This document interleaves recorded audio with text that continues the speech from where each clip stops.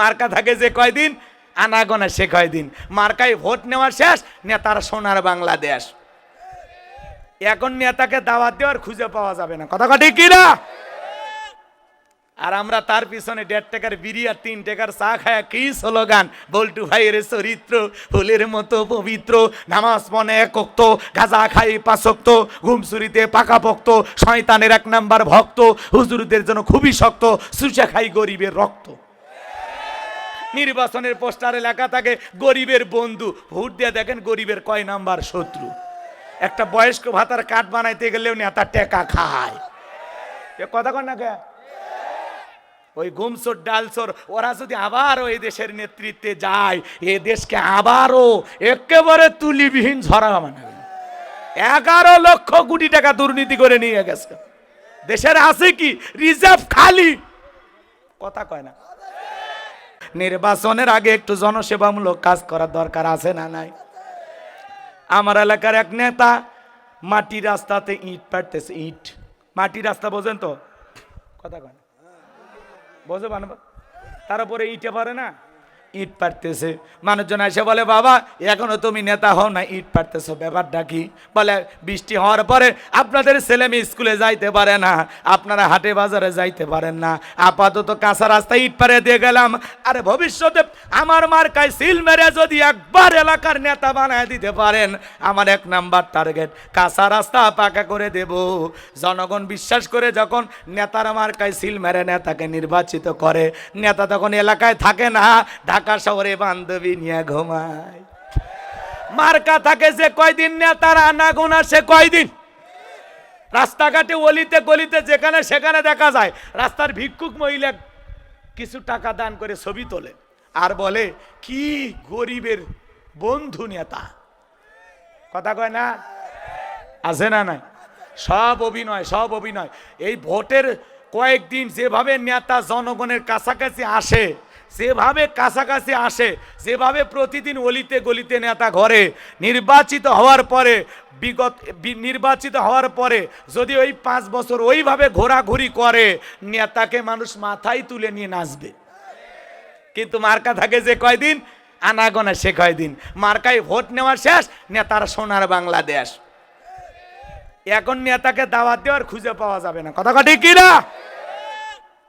আর আমরা তার পিছনে 1.5 টাকার বিড়ি আর 3 টাকার চা খায় কি স্লোগান, বল্টু ভাইয়ের চরিত্র ফুলের মতো পবিত্র, নামাজ পড়ে 1 ওয়াক্ত, গাঁজা খাই 5 ওয়াক্ত, ঘুমচুরিতে পাকাপোক্ত, শয়তানের 1 নাম্বার ভক্ত, হুজুরদের জন্য খুবই শক্ত, সুচা খাই গরিবের রক্ত। নির্বাচনের পোস্টারে লেখা থাকে গরিবের বন্ধু, ভোট দিয়ে দেখেন গরিবের কয় নাম্বার শত্রু। একটা বয়স্ক ভাতার কার্ড বানাইতে গেলেও নেতা টাকা খায়, এ কথা কন না কে? ওই গুমচোর ডালচোর ওরা যদি আবারও এই দেশের নেতৃত্বে যায়, এ দেশকে আবারও একেবারে তুলিবিহীন ঝরা বানাবে। 11 লক্ষ কোটি টাকা দুর্নীতি করে নিয়ে গেছে। দেশের আছে কি? রিজার্ভ খালি, কথা কয় না। এই জন্য এদিক খেয়াল করেন, ওই গুমচোর ডালচোর তেলচোর ওদেরকে আবার ক্ষমতায় আনা যাবে না, কথা বলেন। রাগ কইরেন না, রাগ কইরেন না। এমনও নেতা আছে রাস্তার ইট খেয়ে ফেলে দেয়, রাস্তার পিচ খেয়ে ফেলে দেয়, ব্রিজে ঢুকানোর কথা ঢুকে দেয় বাঁশ। এমন ব্রিজ বানাইছে উদ্বোধন করার আগে ব্রিজ রুকুত চলে গেছে, কথা কন ঠিক কি না? এমন নেতা আছে না নাই? এই জন্য দোষ খালি নেতার দিয়ে লাভ নাই, আপনার আমারও দোষ আছে। গাছের গোড়া ঠিক, মাথাও ঠিক। জনগণ 1 নাম্বার, নেতা 1 নাম্বার। জনগণ 2 নাম্বার, নেতা হবে 6 নাম্বার। আমার এক নানি আছে এলাকায়, ভোটের পরের দিন গেছি, আমারে বলতেছে নাতি দোয়া করিস প্রত্যেক বছর যেন একবার নির্বাচন হয়। এলো নানি কারণ? এক রাতে 4200 টাকা কামায়। আমি তখন বললাম নানি কেমনি ভাইলি এত টাকা? নির্বাচনের আগের রাত, যেটাকে বলা হয় কালো রাত, কথা কন না কে? ওরা দিনের ভোট রাতে করতো, কথা কন। মুরব্বী চাচা ভোট দিতে যায়, কয় চাচা কষ্ট করে ভোট দিতে আসছেন কে? কে কি হয়েছে? কয় আপনার ভোট তো দেওয়া হয়ে গেছে। চাচা বলে আমি আসলাম এই মাত্র, ভোট কেমনি হলো? কয় দেওয়া হয়ে গেছে, আপনি যান, খামাখা কষ্ট করা লাগবে কেন, আমরা আসি তো। চাচা এবার যাইতেছে, পিছন থেকে ডাকা বলে চাচা বাড়ির তো আপনি যাবেন, চাচিমাকে যান পাঠাইন না, চাচিকে যা বলবেন চাচিরও ভোট দেওয়া শেষ। তখন বলতেছে ভাতিজা আমার ভোট তোমরা দিছো বুঝলাম, কিন্তু তোমার চাষির ভোট কেমনে দিলা? কে কি হয়েছে? কয় তোমার চাষি তো আজ থেকে 1 যুগ আগে মারা গেছে। ওই মহিলা আগেও ভেজাল ছিল, এখনো ভেজাল। কেন কি হয়েছে?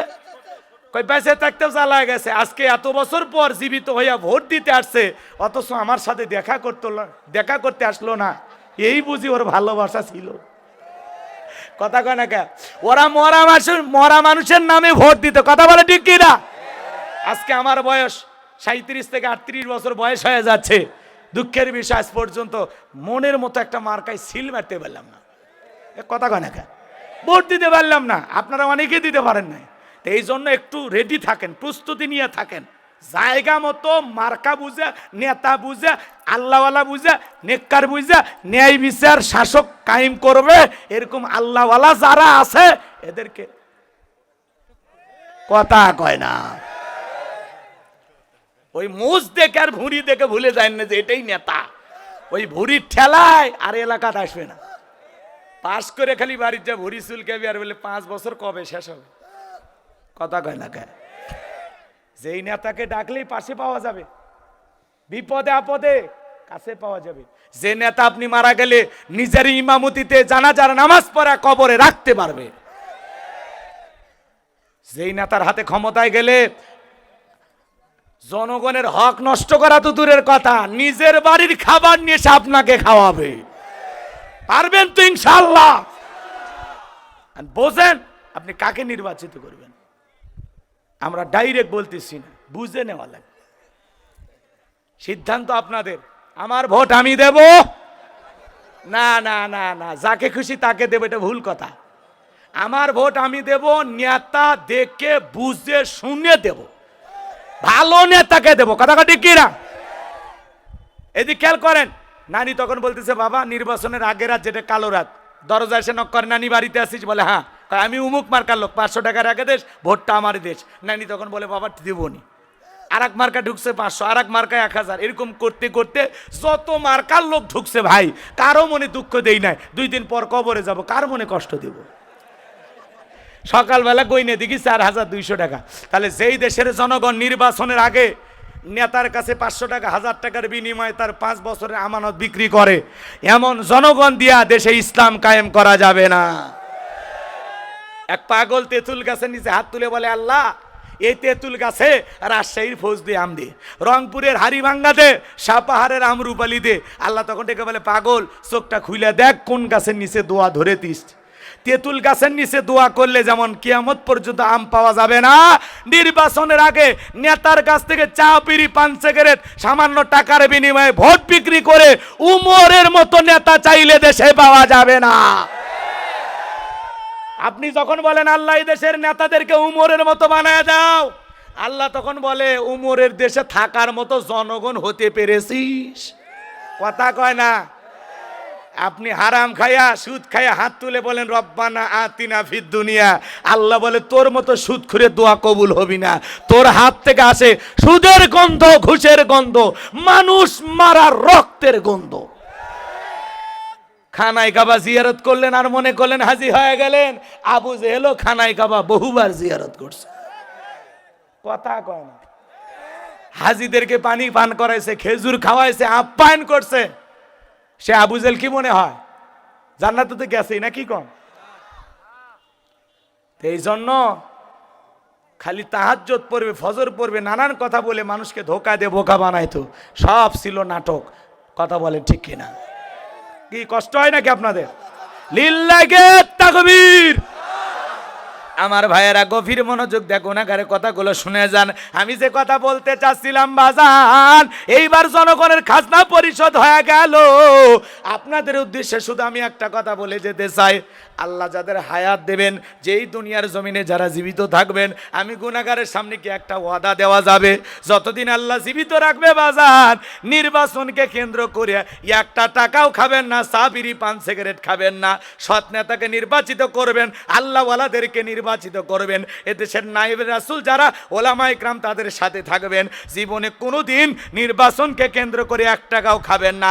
তালুকদার বংশের মতো কলিজা বড় হলে হাত তুলে দেখান, কারা কারা কোনোদিন নেতার কাছ থেকে কিছু খাবেন না। মনে থাকবে?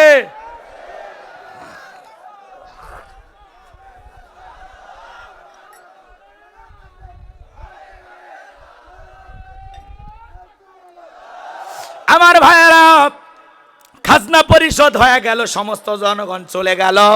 এইবার হঠাৎ করে মিশরের মন্ত্রী মারা গেল। আগে তো জনগণের মন কাইরে নিয়েছে, সবাই বলে সিলমার বা কোন খারে, ফেরাউন যে মার কাদার আছে তার মাঝখানে এক চান্সে মিশরের মন্ত্রী হয়ে গেল। এইবার আল্লাহর খেলা বোঝা বড় দায়। ওই দেশের যিনি বাদশা ছিল, বার্ধক্য জনিত কারণে মিশরের বাদশা মারা গেল। এইবার ফেরাউন সমস্ত নেতা আর জনগণকে ডেকে বলে, শোনো, বাদশা ছাড়া একটা দেশ চলতে পারে না, তোমরাই বলো মিশরের বাদশা হবে কে? সমস্ত জনগণ ডেকে বলে, আপনার চাইতে ভালো চরিত্র, ভালো ভালো মানুষ আমরা দেখি নাই, আপনি আমাদের নেতা হবেন, আমাদের কারো কোনো আপত্তি নাই। জনগণের সমর্থন পাইয়া এক চান্সে যখন মিশরের বাদশা হয়ে গেল, হামানকে ডেকে বলে, হামান, আজ থেকে তুই আমার মন্ত্রী আর আমি হব মিশরের বাদশা, দুইজন মিলে সুন্দর করে মিশরে পরিচালনা করব। হামান বোঝেন না, এ হামানের মাথায় কোনো চুল ছিল না, সাদে মাল নাই, বাম পাল্লট, পুরো মাথা ছিল ভারতের দমদম এয়ারপোর্ট, টাকো হামান। আজও পৃথিবীতে দেখবেন এরকম টাকওয়ালা শয়তান বুদ্ধিজীবী আছে না নাই? যারা ইসলাম আর মুসলমান সহ্য করে না, আলেম বিদ্বেষী আছে না নাই? আমার ভাইয়েরা সামনের দিকে যায়, যে কথা বলতে চাচ্ছিলাম, এইবার ক্ষমতার চেয়ারে বসার পরে রাতের বেলায় ঘুমাইতে গেলে চোখে আর ঘুম আসে না, আজে বাজে স্বপ্ন দেখে লাফায় ওঠে। তার দরবারে জ্যোতিষী ছিল 400, এই 400 জ্যোতিষীর লিডার নাম হলো দবিরা, বয়স হলো 320 বছর। দেখে বলে, দবিরা, কেন জানি রাতের বেলায় ঘুমাইতে পারি না, আজে বাজে স্বপ্ন দেখে লাফায় ওঠে। ডেকে বলে, নেতা, আমাকে একটু সময় দেন, আমি আপনার ভাগ্য গবেষণা করে দেখতেছি। এইবার দবিরা ভাগ্য গবেষণা করে বলে, নেতা, যদিও ছিলেন ভবঘুরের যুবক, তরমুজের খেতে লেবার, গোরস্থানে দারওয়ান, এরপরে মিশরের মন্ত্রী, বর্তমান রানিং বাদশা, আঙ্গুল ফুইলা কলার গাছ, কিন্তু আপনার ভবিষ্যৎ জীবন বড় অন্ধকার। আগামী 3 মাসের মধ্যে বনি ইসরায়েল সম্প্রদায়ের মধ্যে মুসা নামের একটা ছেলে জন্মগ্রহণ করবে, ওই মুসার কারণে রাজত্ব পাওয়ার ক্ষমতা থাকবে না। নেতারে, এমনকি আপনার জীবন যাওয়ার সম্ভাবনাও দেখা যায়। এই কথা শোনার পরে ফেরাউনের মাথা ঠান্ডা না গরম? কাঠখড় পুরায় ক্ষমতার চেয়ারে বসলাম, আর একটা মুসার কারণে রাজত্ব পাওয়ার ক্ষমতা থাকবে না, এটা তো মেনে নেওয়া যাবে না। আমাদের সমাজেও দেখবেন যারা খানকানে বসে থাকে, হু জিগিরি করে, গাঁজা মদ খায়, গাঁজার কলকিতে টান মারে আর লাফালাফি করে। দেখেন না আপনারা? কথা কন না আপনারা? দেখেন না গাঁজা খায় মুজদারি লাল বানাইছে, টর্চ লাইট মেরে, মুখ কোথায় খুঁজে পাওয়া যায় না। বাবার মাথার চুলে জট, বাবার হাতে গাঞ্জার পট, সালা পিনতে থাকে, তবিল থাকে, সব দেখা যায়। মানুষ তাদের কাছে যায় আর বলে, সবকিছু সারিয়া তোরা বাবার চরণ ধর, আয়না বসাইয়া দে তোর কলিজার ভিতর বাবার। ভণ্ড আছে না নাই? ভণ্ড বাবাদের কাছে যায়, ডুগি তবলা বাজায়, গাঁজা মদ খায় আর আউল ফাউল গান গায়, এরকম আছে না? আছে না নাই? আপনাদের এলাকা অবশ্য নাই, ওই এলাকাতেও আছে গাঁজাখোর। আচ্ছা বলেন তো, এই ভণ্ডবিদদের কাছে যাওয়া যাবে? আমার গাইবান্ধা লক্ষ্মীপুর একবার গেছিলাম বাজান, মাজারে যায় দেখি গাঁজা খাইতেছে আর গান গাইতেছে, কয় আমি পাপী গুনাহগার বান্দা জহির কেমনে হব রে পার, ও জহিরে বাবা নৌকার মাঝি আমাই করিও পার। এরকম ভণ্ড আছে না নাই? কোন তালা বাবা, সালা বাবা, শিকল বাবা, ভণ্ড বাবা, লাউ বাবা, কদু বাবা, ওদের কাছে যাওয়া যাবে? পিস্তল বাবা, কয়েকদিন আগে দেখলাম একটা ভিডিও, চটি বাবা জুতে দিয়ে মুড়িদের মাথাতে এরকম থাবড়াচ্ছে, জুতে চটি দিয়ে এরকম থাবড়াইতেছে আর দোয়া করতেছে, গালে মারতেছে জুতে দিয়ে, মাথায় মারতেছে জুতে দিয়ে। এর নাম নাকি চটি বাবা। কি বাবা? হাই রে, এই দেশে ভণ্ডামি করার মানুষ আর বাইরে গেল। জুতে দিয়ে মুড়িদের কপালত থাপড়াইতেছে, মাথাত মারতেছে, গালত মারতেছে, এটা নাকি দোয়া। মহিলাদের চটি স্যান্ডেল দেখেননি? এ ভাই কথা কন নাকি আপনারা? রাগ করতেছেন? যদি বেশি হয় তাহলে দোয়া করে দিই। ওয়াজের ফাঁকে একটু এদিক সেদিক যাই, রাগজান কইরেন না, একটু বাস্তবতা তুলে ধরা লাগবে। কথা বলে ঠিক কি না? তাহলে ভণ্ড পীর যে কানে,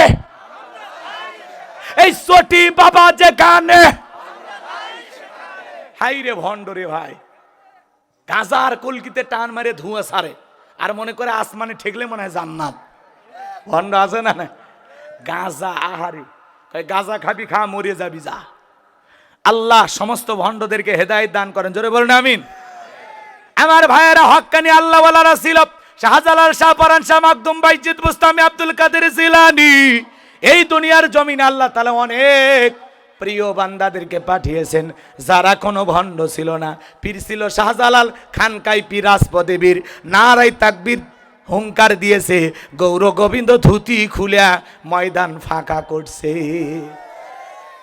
তাদের নামে মানুষ গান গাইতো, কি সুন্দর গান, যে গান শুনে ইমান জেগে ওঠে। কথা বল ঠিক কিনা?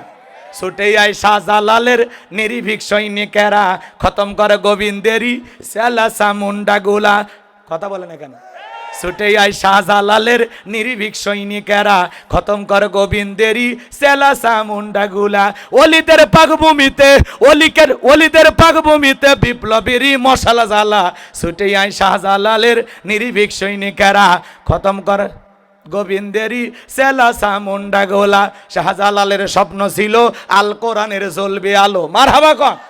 শাহজালালের স্বপ্ন ছিল আল কোরআনের জ্বলবে আলো, সেই আলো জ্বালিয়ে দিতে, সেই আলো ছড়িয়ে দিতে বিপ্লবেরই মশাল জ্বালা। ছুটে আয় শাহজালালের নির্ভীক সৈনিকেরা, খতম কর গোবিন্দেরই সেলা সামুন্ডা গোলা। মারহাবা কন। আর ওরা ওদের ভণ্ড বাবাদেরকে নিয়ে গান গায়, চাঁদ উঠেছে আটের সিঁড়ি জানে যায়। দেখেননি ভণ্ড? হাই রে ভাই, ওদের গান, গরু ছাগল নিয়ে ট্রাক ভরা নিয়ে মানুষ যাইতেছে আর গান গাইতে, আমি ডুব দিয়া আসি প্রেম দরিয়ায় বাবার সন্ধান। কুতিস করে আল্লাহর নাম নাই, রসুলের নাম নাই, এরকম ফালতু জিকির আছে না নাই? জিকির হবে কার নামে? কোন বাবার নামে, কোন পীরের নামে জিকির হবে না, জিকির হবে আল্লাহর নামে। কথা বলে ঠিক কিনা? তাহলে ভণ্ড পীর যেখানে, মনে থাকবে। হ্যাঁ, এদিক খেয়াল করেন বাজান গো আমার, আমি যে কথা বলতে চাচ্ছিলাম, ফিরাউনের মাথা গরম হয়ে গেল, মুসা আসবে, ক্ষমতার চেয়ারে চলে যাবে, এটা তো মানা যায় না। এই জন্য বাজান বাংলাদেশের দিকে তাকায় দেখবেন, যারা খানকা নিয়ে বসে থাকে, দরবার নিয়ে বসে থাকে, ওদেরকে কেউ টার্গেট করে না, ওদেরকে জেলে দেয় না, ওদের খানকার ওরস বন্ধ করে না। কিন্তু যারা এই দুনিয়ার জমিনে হক কথা বলে, আল্লাহর আইনকে প্রতিষ্ঠিত করার স্বপ্ন দেখে, তাদেরকে টার্গেট করে করে জেলখানায় বন্দি করা হতো। হক কথা বললে বিপদ আছে না নাই? তারপরে হক কথা বলা লাগবে বাজান। সামনের দিকে যাই, যে কথা বলতে চাচ্ছিলাম, এইবার ফেরাউন হামানকে ডেকে বলে, হামান, দবিরা কি বললো? মুসা নামের একটা ছেলের আগমন ঘটবে, এইবার বল কি করা যায়? দবিরার কথা শোনার পরে হামান ডেকে বলে, নেতা টেনশন নাই, মাইট ইজ রাইট, জোর যার মুল্লুক তার, পাওয়ার রাজত্ব ক্ষমতা আমাদের হাতে, আমরা যা বলবো মিশরের জনগণ তাই মানতে বাধ্য। এইবার বলে, কি করতে চাস? হামান ডেকে বলে, নেতা, যত ছেলে সন্তান জন্মগ্রহণ করবে সবাইকে জবাই করে করে দুনিয়ার বুক থেকে বিদায় করে দেব, তাহলে আপনার শত্রু মুসার জন্ম হবে না। এই কথা শোনার পরে ফেরাউন ডেকে বলে, হামান রে, আসলেই তোর মাথায় বুদ্ধি আছে, তবে শোন, ছেলেগুলোকে জবাই করবি, মেয়েগুলোকে জবাই করবি না, কারণ ছেলেদের মধ্যে আমার শত্রু আছে, মেয়েদের মধ্যে কোনো শত্রু নাই। তার মানে চোরে হলেও মানুষ ভালো, মোবাইল নিয়ে গেল, সিম কার্ড খুলে দিয়ে গেল। কথা বলেন ঠিক কিনা? এবার সন্তান জবাই করা শুরু হয়ে গেল। দেখতে দেখতে 3 মাস অতিবাহিত হয়ে যাওয়ার পরে দবিরাকে বলে, দবিরা, এইবার গবেষণা করে দেখ, আমার পথের কাটা মুসা মরল না বাঁচলো।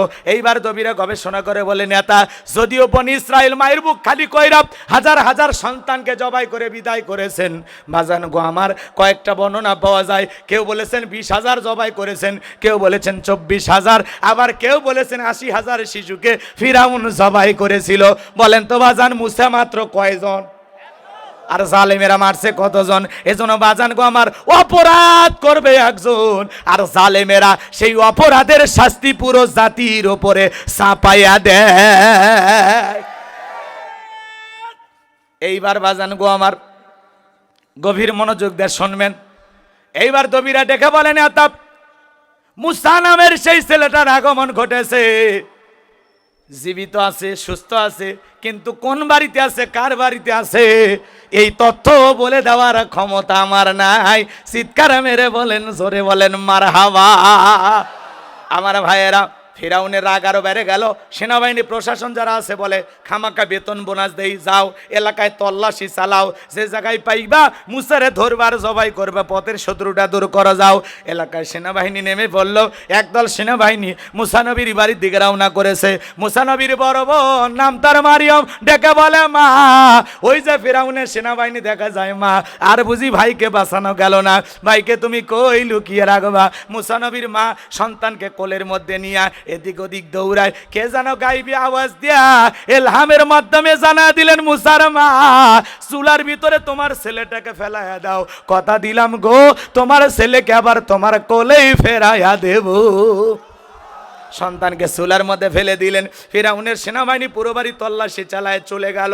এইবার ওরা যখন চলে গেল, মুসা নবীর মা চুলার ভিতরে তাকায় দেখে মুসা নবী চুলার ভিতরে পড়ে মুস্কি মুস্কি হাসে। সন্তানটাকে কোলের ভিতরে জড়ায় নিলেন।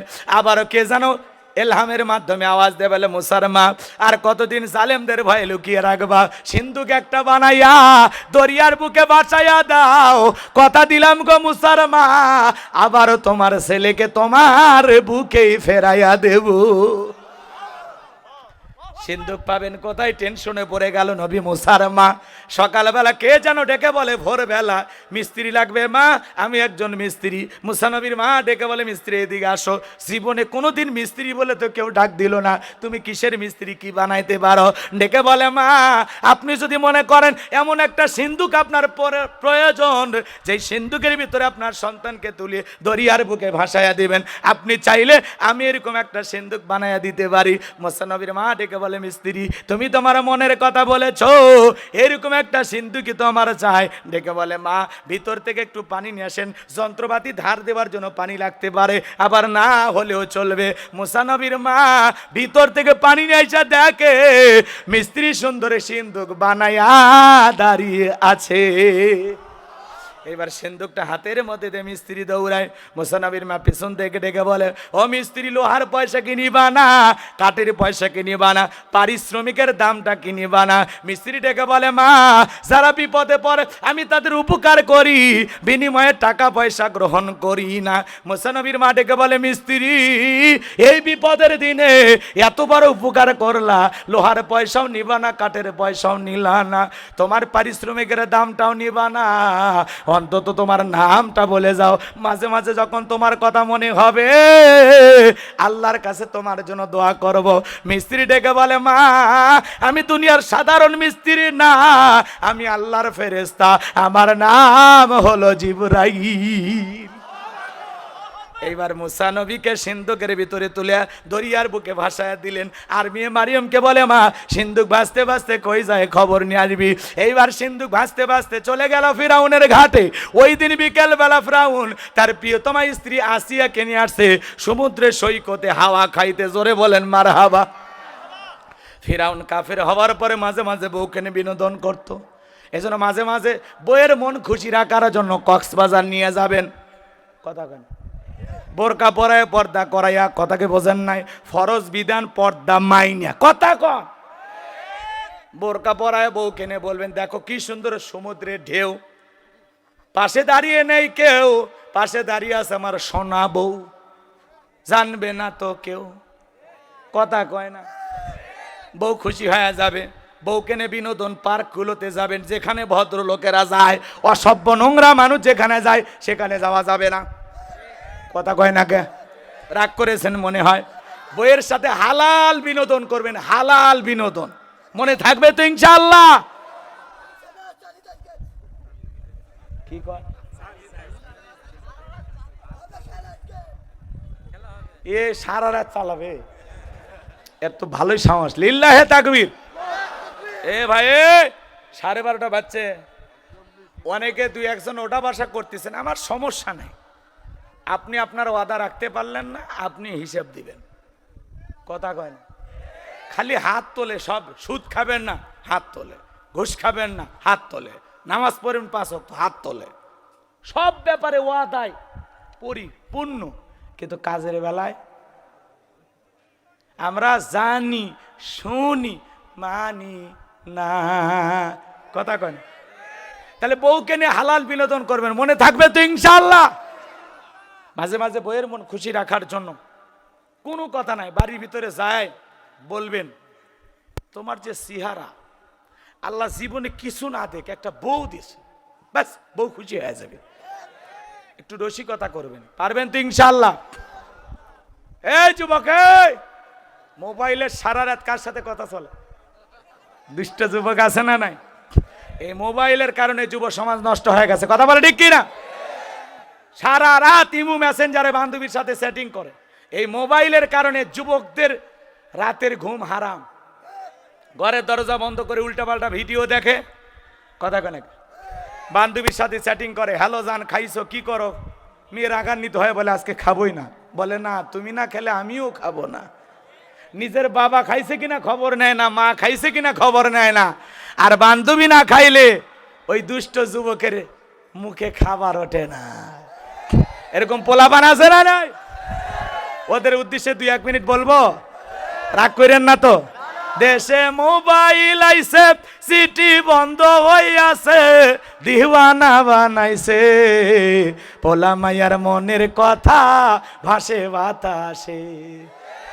কথা সত্য না মিথ্যা? পোলা মাইয়ার মনের কথা ভাসে বাতাসে, কথা কোন ঠিক কিনা? ও দেখো পোলা পানের মন বাদা ফেসবুকে এখন, ও দেখো পোলা পানের মন বাদা ফেসবুকে এখন, মোবাইলে চ্যাটিং কইরা কাটায় সারাক্ষণ। এই মোবাইল পাইয়া দেখো মদনের মাইয়া, এই মোবাইল পাইয়া দেখো মদনের মাইয়া কি কাণ্ড ঘটাইছে, স্বামী সংসার রাইখা নাকি পালাইয়া গেছে, সে যে স্বামী সংসার রাইখা নাকি পালাইয়া গেছে। দেশে মোবাইল আইছে, সিটি বন্ধ হইয়াছে, দিওয়ানা বানাইছে, পোলা মাইয়ার মনের কথা ভাসে বাতাসে। ও দেশে টিকটক আসিয়া সব গেল ভাসিয়া, দেশে টিকটক আসিয়া সব গেল ভাসিয়া, সিদ্দিক সোরা নায়ক হইছে আইডি খুলিয়া। এই মোবাইলে হাই কি জাদু আছে ভাই, পোলা পান বুঝাছে, পড়ালেখা তুইলা রাখছে সপ্তম আকাশে। থাক আর বলবো না, কষ্ট হচ্ছে আপনার। এ যুবকেরা দল, তাহলে বিয়ের আগে প্রেম ভালোবাসা করা জায়েজ না হারাম? পিতা মাতা পছন্দ করে বিয়ে দেবে যেখানে বরকত আছে। 20 বছর বয়স হয়নি, বাড়িতে এসে বলে আব্বা উত্তর পাড়া লাকিকে আমি কথা দিয়েছি, রাজি থাকলে 1 সাপুন না হলে 2 সাপুন। পিতা মাতা বলে বাবা হাজি বংশের মানুষ এলে প্রেম প্রীতি করে বিয়ে হবে না, তো দেখে শুনে ভালো জায়গায় বিয়ে দেব। ও তখন পিতা মাতার অবাধ্য হয়ে ওই শেফালিক নিয়ে পালিয়ে যায়, বিয়ে করে। 3 মাস পরে ওর ভালোবাসা জানলা ভেঙে ফেলে যায়। যখন অভাব আসবে ভালোবাসা জানালা দিয়ে পালাবে, কথা বলে ঠিক কিনা? এই জন্য এত আবেগ এত ভালোবাসা দেখায় না, প্রেম করে জীবনে কেউ সুখী হয় না, কথা কন। এই জন্য পিতা মাতা দোয়া আছে যেখানে, মুরব্বীদের দোয়া আছে যেখানে, বরকত আছে, ভাগ্যের উন্নয়ন আছে, কল্যাণ আছে সেখানে, কথা বলে ঠিক কিনা? মনে থাকবে তো ইনশাআল্লাহ। পিতা মাতার দোয়া নিয়ে বিয়েই করতে পারলে না, তুমি কিসের মানুষ? তুমি তো কপাল পোড়া ছেলে, কথা কয় না। পিতা মাতা সংসার করে একটা বাস্তব অভিজ্ঞতা আছে যেটা তোমার নাই। কোন জায়গায় বিয়ে দিলে সংসারটা ভালো চলবে মা বাবা ভালো বোঝে। পাকনামো কইরা না, অল্প বয়সে পাকিয়ে গেছে, কথা কয় না। এরকম ছেলেবেলা আছে না, ওদেরকে সাইজ করবো। দাঁড়ান আমার ভাইয়েরা, আমি যে কথা বলতে চাচ্ছিলাম, এইবার ফিরাউনের সেনাবাহিনী সিন্দুকটা তুলে নেতার সামনে নিয়ে গেল। এইবার ফিরাউন ডেকে বলে সিন্দুকটা খোলো তো দেখি।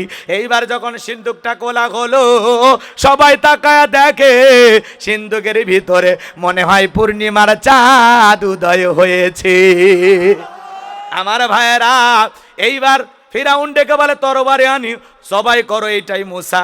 আসিয়া বলে থামো, খালি মারা শিখছো, এতগুলো যে মারলে তাও কি শান্তি পাইলা না? স্বামী গো, এই ছেলেটাকে মারার আগে তোমার কাছে আমি একটা প্রশ্ন করতে যাই, এই যে সিন্দুকটা দেখা যায়, এমন কাঠ কি তোমার দেশে পাওয়া যায়? ফিরাউন সিন্দুকটা নাইরা চাইরা বলে বিবি, এমন কাঠ আমি কেন, আমার বাপ দাদা 14 পুরুষও কোনোদিন দেখে নাই। আসিয়া ডেকে বলে স্বামী, এটা ভিনদেশী কারো সন্তান, বাঁচতে বাঁচতে আমার দেশে এসেছে, এই ছেলেটাকে আমি মারতে দেব না, একে আমাদের পালক পুত্র হিসাবে লালন পালন করতে চায়। এক দেখাতে আসিয়ার চোখের ভিতরে, অন্তরের ভিতরে নবী মুসার প্রতি মুহাব্বত পয়দা করে দিলেন কে? মুহাব্বত সৃষ্টি করে দিলেন কে? এইবার ডেকে বলে স্বামী, এই ছেলেটাকে আমি পালবো। তখন ফিরাউন চিন্তা করে, এতগুলো মারলাম, মুছে খুঁজে পেলাম না, আর বউ একটা ছেলে দেখে বায়না করছে, যা, অনেক কঠিন স্বামী মাঝে মাঝে বইয়ের কাছে দুর্বল হয়, কথা কর লাগে আপনি। তো বলতেছে ঠিক আছে, তোর কথা মাইনে নিলাম। এইবার আসিয়া বলে সন্তান তো আমার কাছে দিলে ঠিক আছে, রাজ্যের ভিতরে সংবাদ পৌঁছায়